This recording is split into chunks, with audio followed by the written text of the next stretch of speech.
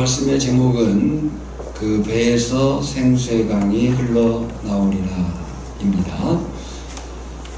요한복음 7장의 배경은 초막절이라고 지난주에 말씀을 나눴습니다. 초막절은 추수감사절, 장막절, 또 수장절로 불린다 라고도 했습니다. 지금 7장 2절에 나오는 초막절은 6장 4절 6월절 이후 약 6개월이 지난 때였습니다.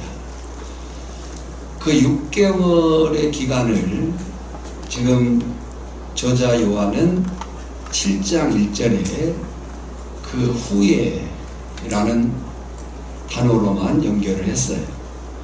그 6개월간의 많은 공생의 사역이 있지만 요한복음은 그 사역들을 생략하고 그 후에 라는 단어로 바로 연결을 했습니다. 초막절 때는 유대인들이 역사 속에서 발전시켜온 풍습을 따라 시마트베트 하쇼에바라 부르며 제단의 물붓기 행사를 진행했습니다. 이 초막절 물붓기 의식은 초막절 기간 중 매일 예루살렘 성전에서 거행되었습니다. 아침마다 지명된 제사장이 큰 금잔을 가지고 신라한 못으로 내려가서 물을 담아오면 이 물을 전달받은 성전의 제사장들이 제단 주변을 돌면서 그 물을 제단 위에 부으며 기도와 찬양을 했습니다. 시편 18편 25절인데요. 여호와여 구하옵나니 이제 구원하소서. 여호와여 우리가 구하옵나니 이제 형통하게 하소서 라고 찬양을 하면서 이 말씀을 외쳤습니다. 또 이때 레위인들은 나팔을 불면서 이사야 12장 3절에 너희가 기쁨으로 구원의 우물들에서 물을 기르리라 라고 찬양하였고, 예루살렘에 올라온 유대인들은 호산나 주여 우리를 구원하소서를 외쳤습니다. 이 의식은 매년 초막절에 반복되었어요. 그러니까 한번 우리가 그 초막절 일주일 그 장면을 한번 상상해 보면요, 놀라운 거죠. 그 유대인들이 예루살렘에 올라와 가지고 매일 이제 물을 부으면서 찬양하고 호산나를 외치고 막 그런 의식이 이제 초막절 기간 내내 진행이 된 겁니다. 여기까지가 지난주 설교에서 나눈 말씀이에요. 그리고 이후 36절까지를 보면 초막절에 대한 예수님의 가르침이 계속됩니다. 그 가르침을 네 가지로 살펴볼 수가 있는데, 먼저 16절로 18절은 가르침이에요. 한번 같이 읽어보겠습니다. 16절로 18절입니다. 예수께서 대답하여 이르시되 내 교훈은 내 것이 아니요 나를 보내신 이의 것이니라. 사람이 하나님의 뜻을 행하려면 이 교훈이 하나님께로부터 왔는지 내가 스스로 말함인지 알리라. 스스로 말하는 자는 자기 영광만 구하되 보내신 이의 영광을 구하는 자는 참되니 그 속에 불의가 없느니라. 그리고 두 번째는 21절로 24절에 보면 예수님의 행하신 사역을 말씀을 하십니다. 같이 읽어보겠습니다. 예수께서 대답하여 이르시되 내가 한 가지를 행하면 너희가 다 이로 말미암아 이상히 여기는도다. 모세가 너희에게 할례를 행했으나 그러나 할례는 모세에게 나는 것이 아니요 조상들에게서 나는 것이라. 그러므로 너희가 안식일에도 사람에게 할례를 행하느니라. 24절까지예요. 모세의 율법을 범하지 아니하려고 사람이 안식일에도 할례를 받는 일이 있거든 내가 안식일에 사람의 전신을 건전하게 한 것으로 너희가 내게 노여워하느냐? 외모로 판단하지 말고 공의롭게 판단하라 하시니라. 그리고 세 번째로 28절로 29절에 보면 그렇게 예수님이 가르치시는데 그 가르치심의 기원, 근거가 뭐냐를 28절로 29절에서 얘기해요. 예수께서 성전에서 가르치시며 외쳐 이르시되 너희가 나를 알고 내가 어디서 온 것도 알거니와 내가 스스로 온 것이 아니니라. 나를 보내신 이는 참되시니 너희는 그를 알지 못하나 나는 아노니 이는 내가 그에게서 났고 그가 나를 보내셨습니다 하시니. 또한 네 번째는 33절로 34절에 보면 그 예수님이 이루실 사역의 완성이 뭔가를 또 말씀해요. 같이 읽습니다. 예수께서 이르시되 내가 너희와 함께 조금 더 있다가 나를 보내신 이에게로 돌아가겠노라. 너희가 나를 찾아도 만나지 못할 터이요 나 있는 곳에 오지도 못하리라 하시니. 그랬어요. 그러니까 지금 초막절 행사가 막 거창하게 일주일 동안 진행되고 있는 거죠. 그리고 그 상황 속에서 예수님이 가르치시고 당신의 사역이 무엇인가를 말씀하시고 그 기원, 그 근거가 그리고 이루실 사역의 완성이 뭔가를 주님이 말씀을 하신 거예요. 그로 인해서 유대인들의 반응이 엇갈립니다. 이 유대인들의 반응이 믿음을 갖는 사람과 오히려 더 적대적인 사람들로 나뉘어요. 아쉬운 것은 믿음의 소리가 컸더라면 좋았는데 믿음의 소리는 적고 대적하는 소리가 컸습니다. 그래서 유대 지도자들이 저 예수를 잡아오라, 죽이겠다 라고 하면서 아랫사람들을 보냅니다. 그 아랫사람들은 개역 한글 성경은 하속들 그랬어요. 그리고 세번역이나 공동번역을 보면 이 아랫사람들은 성전 경비병들입니다.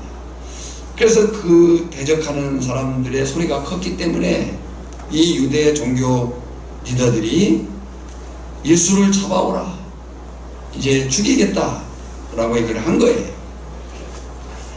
특히 이 초막절은 구약 이스라엘 백성들만 아니라 신약교회 성도들과 오늘 우리에게도 매우 중요한 절기라는 말씀을 드렸습니다.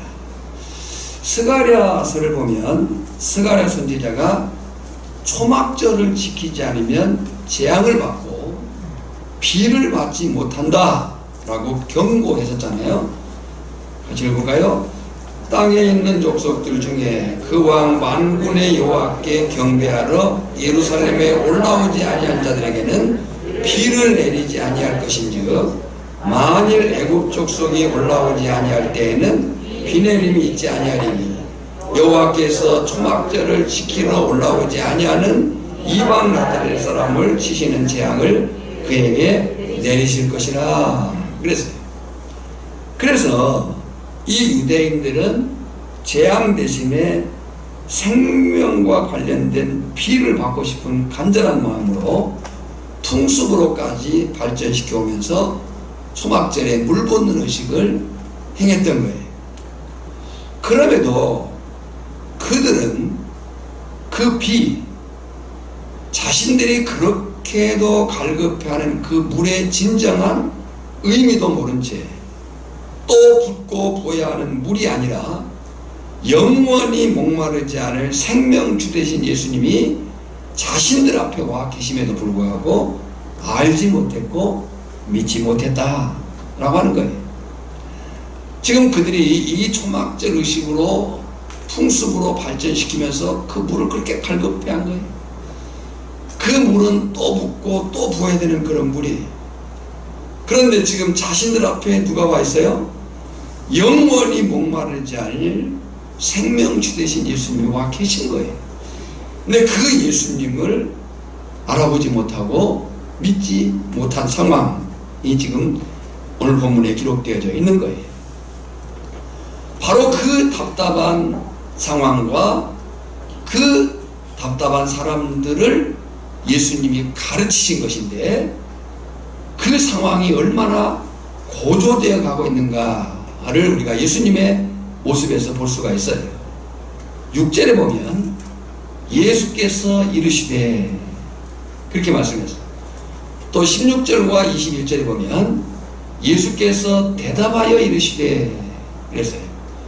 그리고 28절에 보면 예수께서 가르치시며 외쳐 이르시되, 그리고 37절에 예수께서 서서 외쳐 이르시되.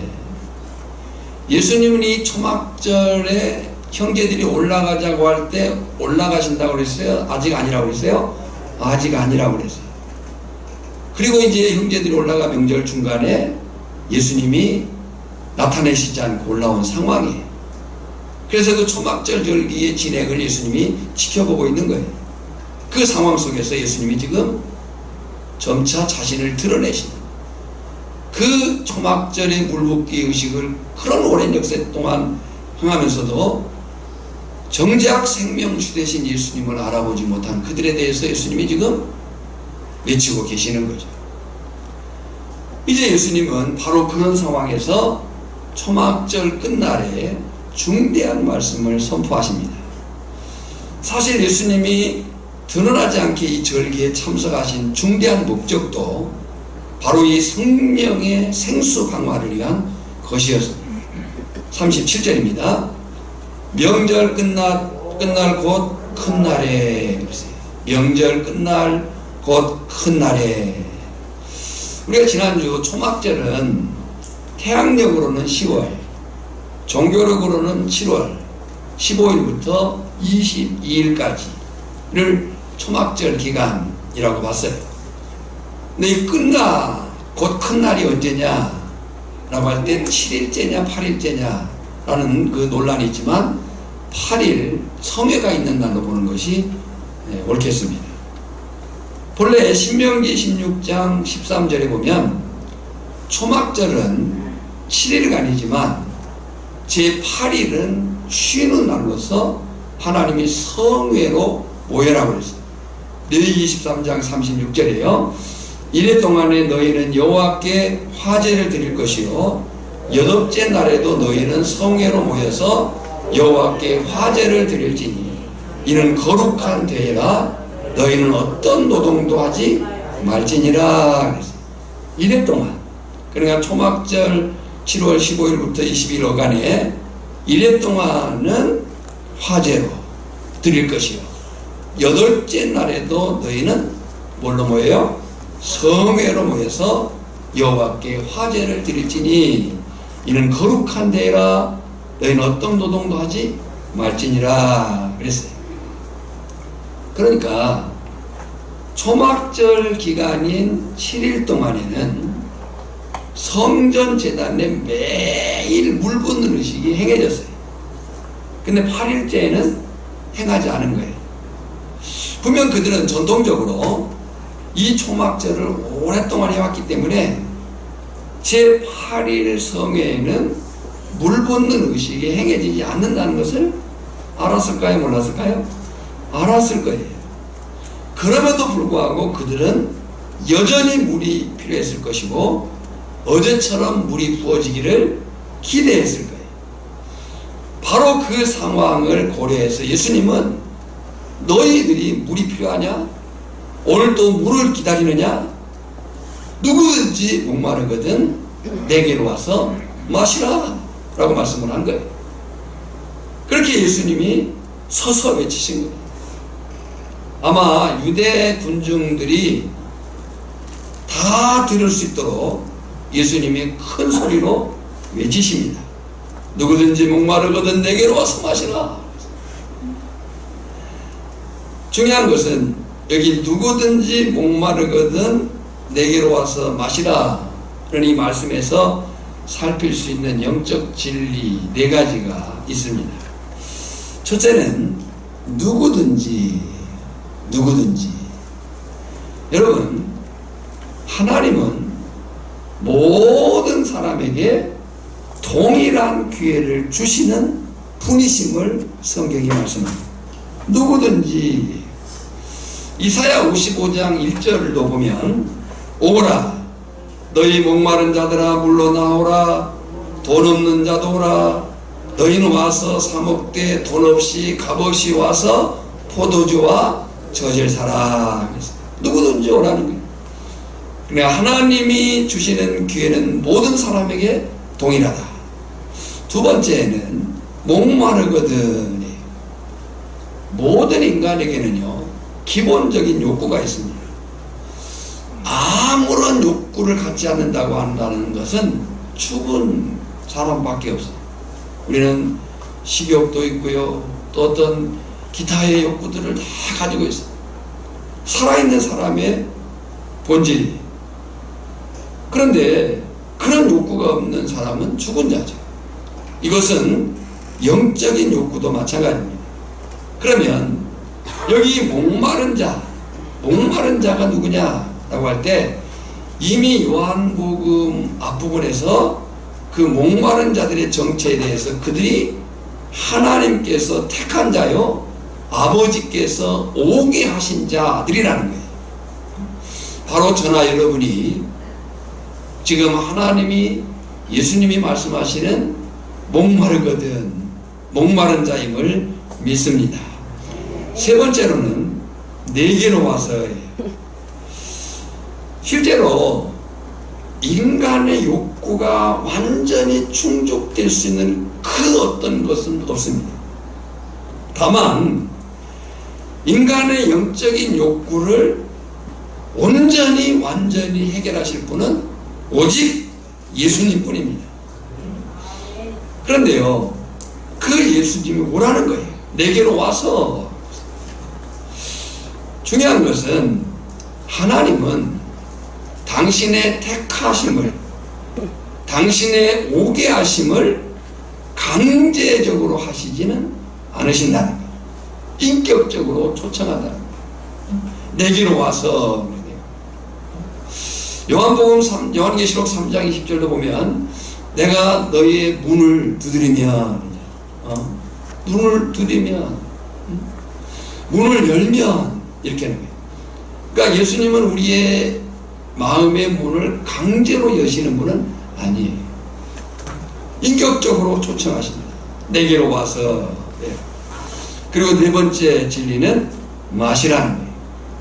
아무리 사람이 물가에까지 왔다고 해도 목마른 자가 아무리 물가에까지 왔다 한다 할지라도 그 물을 마시지 않는다면 갈증은 해결되지 않습니다. 저나 여러분이 오늘 이 예배에 하나님을 예배하며 하나님이 주신 은혜를 사모하고자 이 자리에 나온 줄 믿습니다. 그러나 그 은혜의 자리에 왔다 한다 할지라도 그 은혜를 경험하지 못한다면 그 은혜를 그 말씀을 받아들이지 못한다면 그냥 왔을 뿐이에요. 예수님은 지금 내게로 와서 어떻게 하라고 하세요? 마시라는 거예요. 그 물을 마시지 않으면 갈증은 해결되지 않는다. 우리 영혼도 마찬가지입니다. 그런데요 여기 마신다 하는 의미를 38절에서는 예수님을 믿는 자로 표현합니다. 그러니까 마신 자, 믿는 자. 38절에 보면 나를 믿는 자는 그랬어요. 그러니까 중요한 것은 예수님께로 와서 예수님을 마신 자, 곧 예수님을 믿는 자에게는 놀라운 일이 일어나고 그 일이 계속될 것이다. 38절에요. 한번 그 소리 읽겠습니다. 나를 믿는 자는 성경의 이름과 같이 그 배에서 생수의 강이 흘러나오리라 하시니 그랬어요. 그 배에서 뭐가 흘러나와요? 생수의 강이 흘러나오리라. 그 배에서 생수의 강이. 나를 내게로 와서 마신 자, 나를 믿는 자, 그에게는 그 배에서 생수의 강이 흘러 나오리라. 그리고 그 생수의 강이 무엇인가를 39절에서 이렇게 말씀해요. 이는이 뭐예요? 그 배에서 흘러나오는 생수는, 이는 그를 믿는 자들이 받을 성령을 가리켜 말씀하신 것이라. 예수께서 아직 영광을 받지 않으셨으므로 성령이 아직 그들에게 계시지 아니하시더라 그랬어요. 자, 여기서 몇 가지 공부를 하겠습니다. 성경의 이름과 같이 그랬어요. 성경의 이름과 같이. 그러니까 예수님이 그 사역을 이루어 가시는 그 사역들의 내용을 보면 예수님이 이모적으로 행하신 그런 일들이 아니에요. 예수님의 사역은 하나님의 뜻을 행한 것이고, 하나님의 뜻은 성경에 기록된 말씀들이에요. 그래서 예수님은 성경의 이름과 같이, 성경 어느 구절을 특정하지는 않았어요. 다만 성경을 보면 물에 대한 구약의 구절들이 많아요. 그리고 그 성경이 물을 말할 때 그 물은 생명을 의미했어요. 성경의 이름과 같이. 그리고 그 다음은 배에서 그랬어요. 이 배가 뭡니까? 배는 사람의 가장 깊은 것, 심층 또는 양심, 전인격, 이렇게 주석을 하고 있어요. 이 배가 뭘 가리키느냐? 인간의 가장 깊은 내면, 양심 또는 전인격이다. 그리고 그 전인격이 예수 그리스도와 연합했을 때 이루어지는 그 영적인 초소, 거기에서부터 생수의 강이 흘러 넘치리라. 또 아직 영광을 받지 아니하셨으므로, 여기 영광을 이란 말이 독사스테란 말이, 이 말이 요한복음 1장 14절에는 성육신에 적용을 했어요. 영광. 우리가 요한복음 1장 14절에 독생자의 영광을 보니 그랬어요. 독생자의 영광을 보니. 그러니까 예수님이 성육신 하시고 이 땅에 오신 그 성육신 하심을 영광, 이 단어로 쓴 것이고요.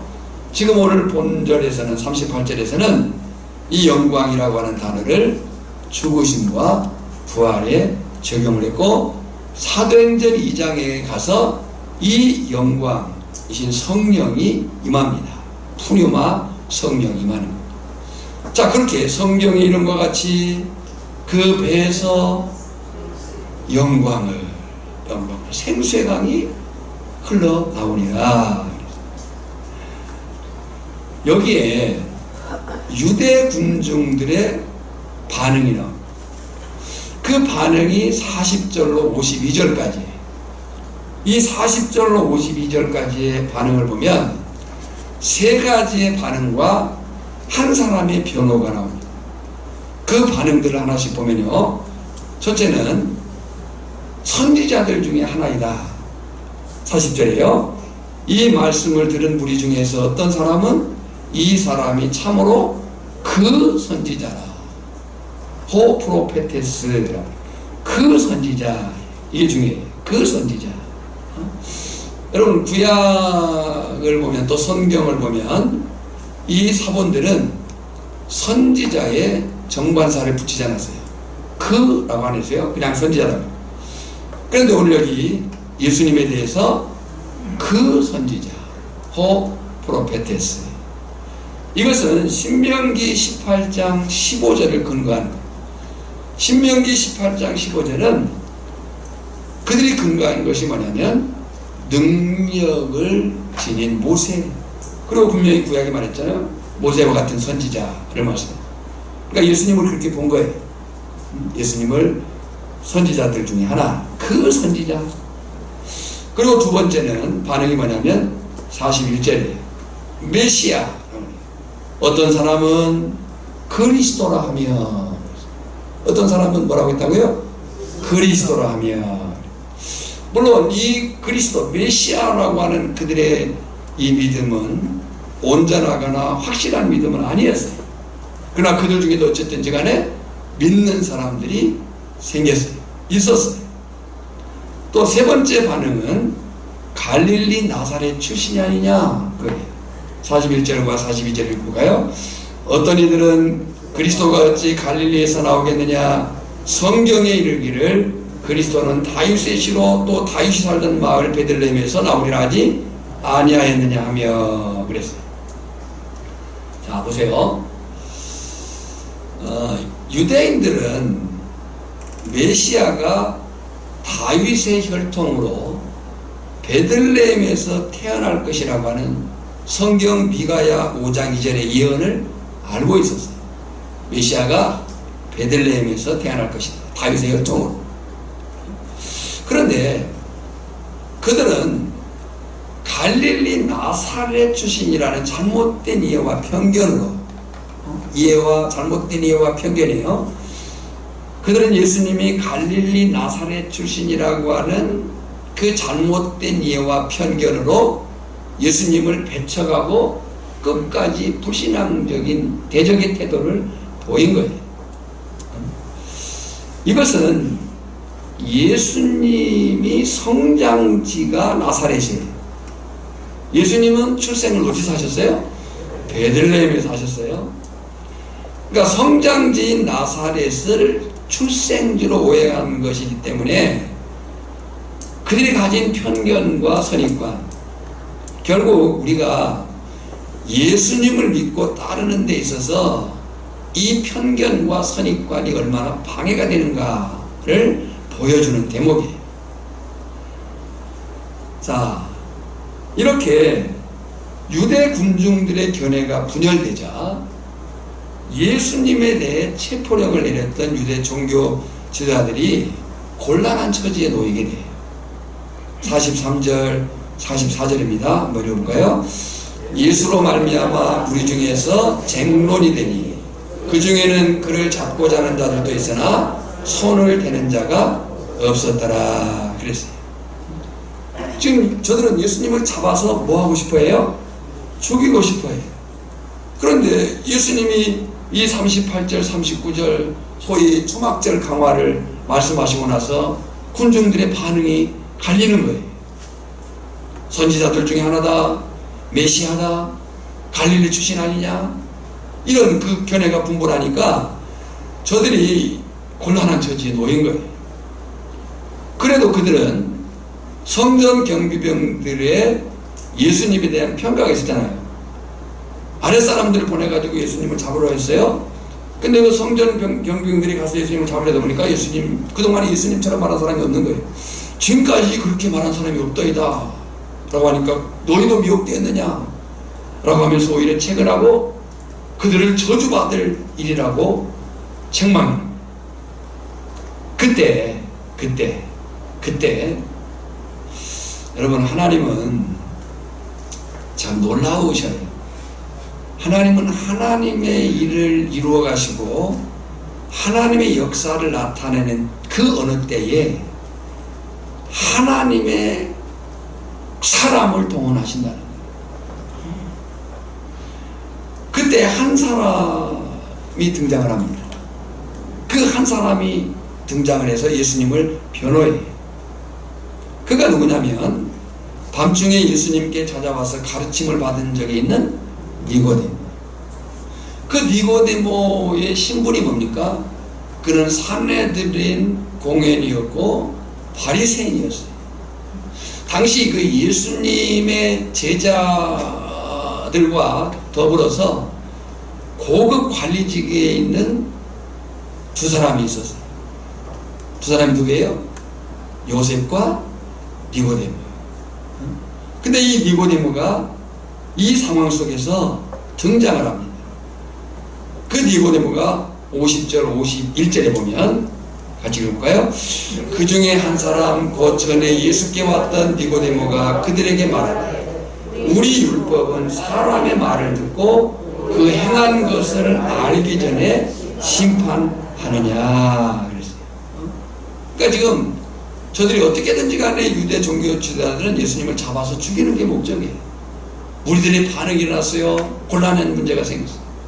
그럼에도 불구하고 그 성전 경비병들을 책망하면서까지 그들은 그 일을 몰아붙이려고 해요. 그때 한 사람, 이 니고데모가 등장을 해서 예수님을 변호합니다. 물론 이 유대 종교 지도자들은 니고데모까지도 공격을 해요. 너도 갈릴리에서 왔느냐? 그러나 그들은 뜻을 이루지 못하고 무리는 흩어집니다. 52절 53절입니다. 그들이 대답하여 이르되 너도 갈릴리에서 왔느냐? 찾아보라. 갈릴리에서는 선지자가 나지 못하느니라 하였더라. 다 각각 집으로 돌아가고. 그러나 지금 이 상황이 계속되고 있는 거예요. 그런데 여기서 우리가 잊지 말 것은 저들이 예수님을 잡지 못한 이유가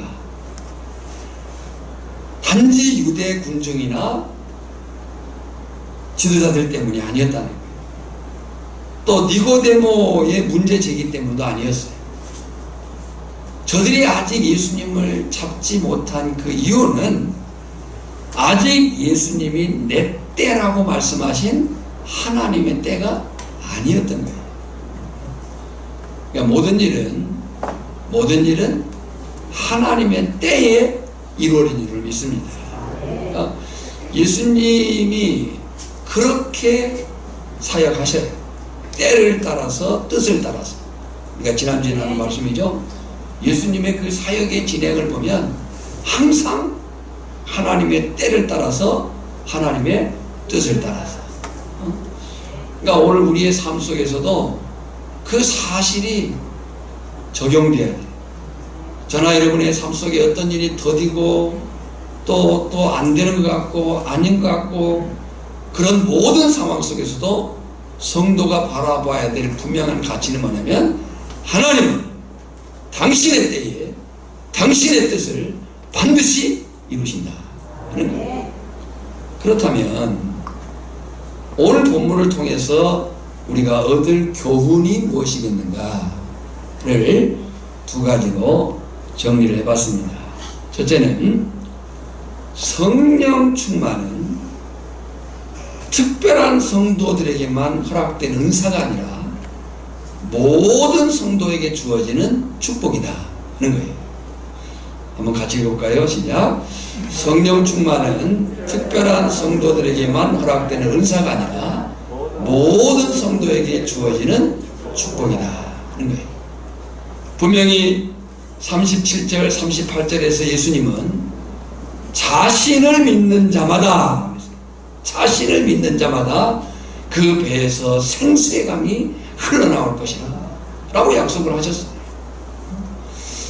이것은 믿는 자마다 영생 얻을 뿐만 아니라 성령이 그 심령 가운데서 역사하심으로 성령 충만한 삶을 살게 된다 라고 하는 거예요.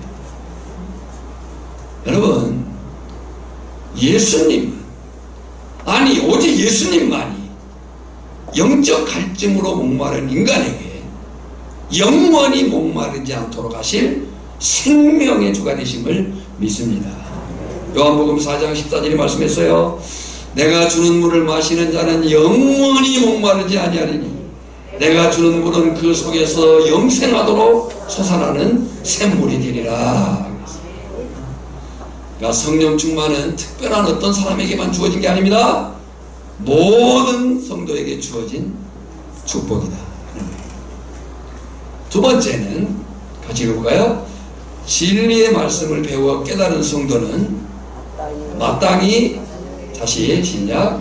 진리의 말씀을 배워 깨달은 성도는 마땅히 자신의 신앙 지식에 상응하는 영적 진보를 다른 사람들 앞에서 나타내야 된다 하는 거예요. 디모데전서 4장 15절을 보면 바울이 디모데에게 이렇게 말했어요. 이 모든 일에 전심전력하여, 그래서 이 모든 일에 뭐하여? 전심전력하여. 여러분, 우리가 예배를 드리는 것도요 전심전력해야 돼요. 자꾸 감기는 눈에 지면 안 되는 거예요. 전심전력하여. 이 모든 일에 전심전력하여 너의 성숙함을 모든 사람에게 나타내게 하라. 그랬어요. 제가 많이 강조한 내용이지만요, 우리가 신앙생활이 익숙해지는 것이 있을 수 있죠. 오랜 동안 신앙생활 하다 보면 우리 신앙생활이 익숙해집니다. 교회 오는 것이 자연스럽고, 기도하는 것도 자연스럽고, 아멘 하는 것도 자연스럽고, 아멘 하는 것도 자연스럽고, 아직도 안 자연스럽고, 아멘 하는 것도 습관이고, 아멘 안 하는 것도 습관이고. 그러니까 이런 게 이제 자연스러워져, 익숙해지는 거죠. 봉사하는 것도 익숙해지고. 그건 뭐 필요해요. 그러나 우리의 신앙생활이 익숙해지는 것과 우리의 신앙이 성숙해지는 것은 다른 차원의 문제입니다. 우리의 신앙생활의 익숙함이 성숙함으로 착각하면 안 돼요. 성경은 우리에게 명하기를 익숙해져라고 말한 게 아니에요. 성숙해져라고 말하는 거예요. 지금 여기 사도 바울도 디모데에게 그렇게 말한 거예요. 이 모든 일에 전심전력하여 너의 성숙함을 모든 사람에게 나타내게 하라. 그랬어요. 지금 오늘 본문 속에 니고데모라고 하는 인물이 등장을 했어요. 그 니고데모가 처음 예수님을 찾아올 때 많은 사람들을 두려워해서, 다른 사람들의 이목을 두려워해서 밤에 찾아왔습니다. 마가복음 3장 2절에 보면 그 니고데모가 밤중에 찾아왔어요. 그런 사회적 신분과 어쩌면 자기의 그 이해관계, 기득관계 속에서 이런 두려움을 가졌을 것 같아요. 그래서 밤중에 예수님을 찾아왔어요. 그런데 그 니고데모가 이제 지금 유대 종교 지도자들, 그들이 지금 예수님을 어떻게 하려고 그래요? 예수님을 잡아서 죽이려고 하는 상황입니다. 그 예수님을 편들고 예수님을 옹호하다가는 자기도 불리할 수 있는 그런 상황이에요. 근데 그 상황 속에서 이 니고데모가 예수님을 비난하는 탐대한 모습으로 바뀌었어요. 요한복음에 보면 니고데모의 이름이 3군데밖에 안 나옵니다. 니고데모가 요한복음 3장에 나왔고요, 올레기 7장에 나왔고요, 그리고 요한복음 19장 39절에 보면 이제 요셉이 예수님의 시체를 가지고 왔을 때 이 니고데모가 방문합니다. 그때 이 니고데모가 예수님의 시체의 발을 모략과 침향을 가지고 왔다 라고 얘기를 하고 있어요. 그러니까 지금 우리가 이 본문을 통해서 적용하여 배울 수 있는 교훈이 뭐냐, 진리의 말씀을 배워 깨달은 성도는 마땅히 자신의 신앙의 지식에 상응하는 영적 진보를 다른 사람들에게 나타내야 된다는 거예요. 여러분, 우리가 잘 아는 성경 말씀이에요. 성경은 예수님을 믿는 우리 역시 신앙에 합당한 열매를 맺어야 된다라고 말씀을 해요. 갈라디아서 5장 22절 24절입니다. 오직 성령의 열매는 사랑과 희락과 화평과 오래 참음과 자비와 양선과 충성과 온유와 절제니 이 같은 것을 금지할 법이 없느니라 그랬어요. 만약 그렇지 않는다면 열매 맺지 못한 나무가 찍혀 불에 던져질 것과 같을 것이다 그랬어요. 제가 어제 그제 목요일 금일이죠. 아주 기분 좋은 경험을 하나 했습니다. 제가 이제 어렸을 적부터 편도가 좀 자주 부어가지고 목이 갈라지는 일이 좀 많아요. 그래서 지금 이제 편도가 좀 안 좋은 상태에서 제가 이제 교육자 수양회 어간에 익산에 군산에 갔을 때, 아마 군산에 이제 제가 그 학생 때 활동했던 그런 지역이긴 하지만 오랜만에 갔죠. 군산에 가서 이제 다른 분들 다른 행사하고 있을 때 그 이비인후과를 찾아가지고 그냥 무작위로 가까운 데를 찾아가지고 갔어요. 그래서 그 이비인후과에 이제 들어가는데 그 의사 원장님을 딱 보는 순간 향기가 나는 것 같아요. 혹시 그런 느낌이 그 인상에서 그런 느낌을 가지고 이제 진찰을 하는데 이 편도가 좀 갈라져 가지고 당분간 말을 하지 말아요. 말을 하지 말아요. 제가 말을 안 할 수 없는 상황이 아닙니다. 제가 목사입니다. 그냥 빙긋이 웃어요. 그래서 약을 줘주고 이제 나왔어요. 그래서 이제 그 계산대에서 계산을 하려니까 그 앞에서 일 보시는 분이 진료비가 안 나왔는데요. 그래요. 그래서 그래요? 그러면서 제가 물었어요. 혹시 이 장로님이세요? 그랬어요.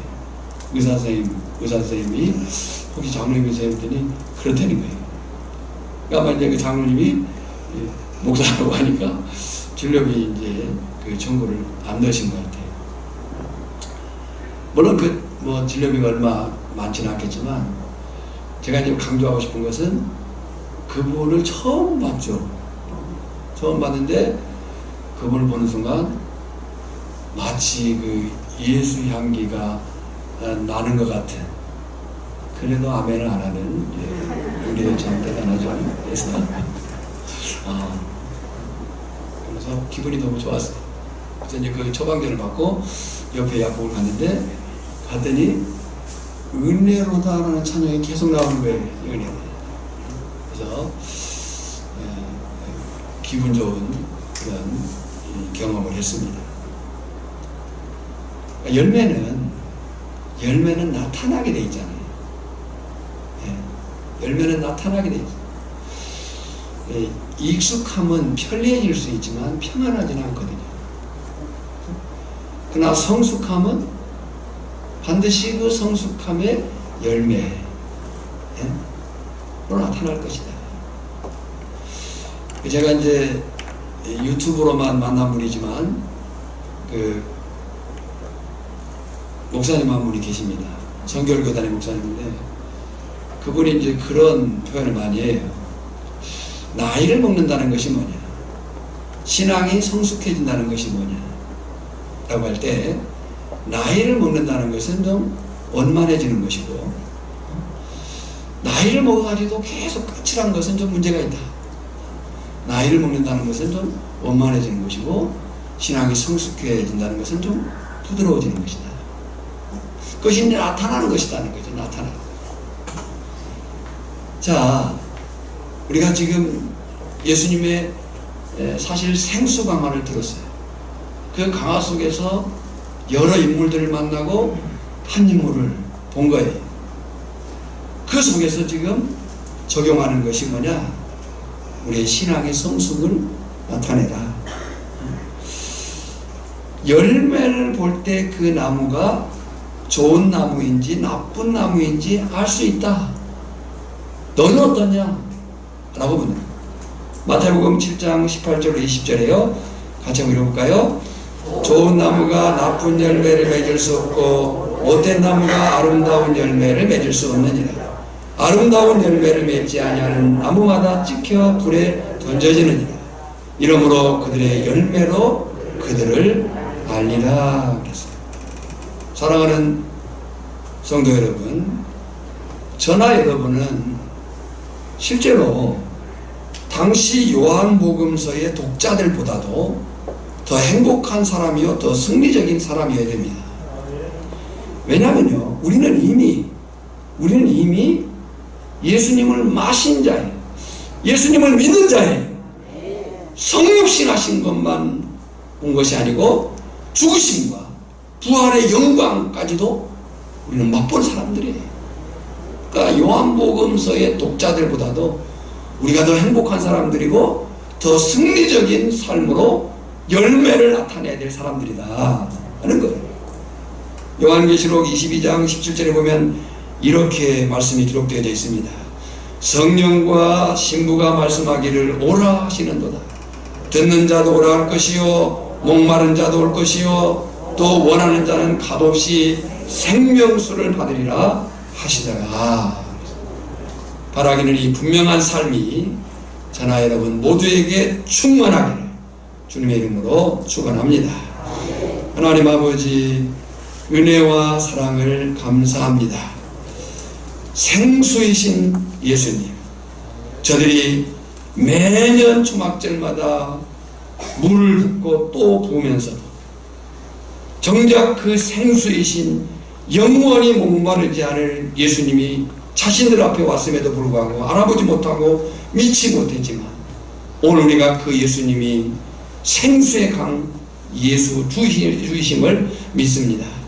그 믿음 안에 온전히 거하게 하시고 우리의 삶 속에서 예수로 말미암는 열매가 풍성하게 맺힐 수 있도록 더욱 힘써 살게 하여 주시옵소서. 예수님의 이름으로 기원하옵나이다. 아멘. 찬송가 254장입니다.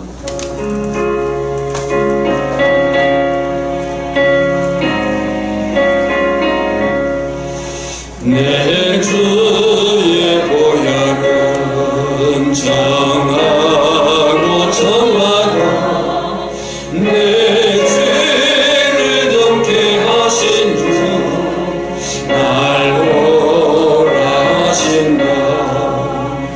내가 주께로 지금 나오니 십자가의 보혈로 날 씻어주소서.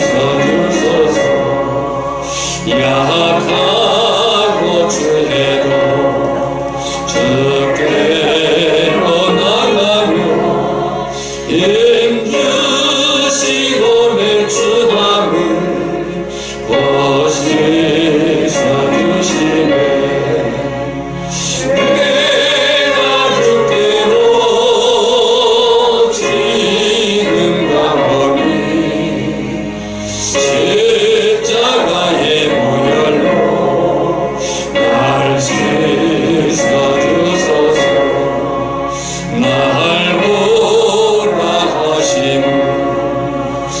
온전한 믿음과 또 사랑함과 평안을 다 주려합니다. 내가 주께로 지금 가오니 십자가의 보혈로 날 씻어주소서. 은혜인 복받아 살 길을 얻었네. 한없이 넓고 큰 은혜 베풀어 주소서. 내가 주께로 지금 가오니 십자가의 보혈로 날 씻어주소서. 내 피가 맘속에 은증가 됩니다. 내 기도 소리 들으사 다 허락하소서. 내가 주께로 지금 가오니 십자가의 보혈로 날 씻어주소서.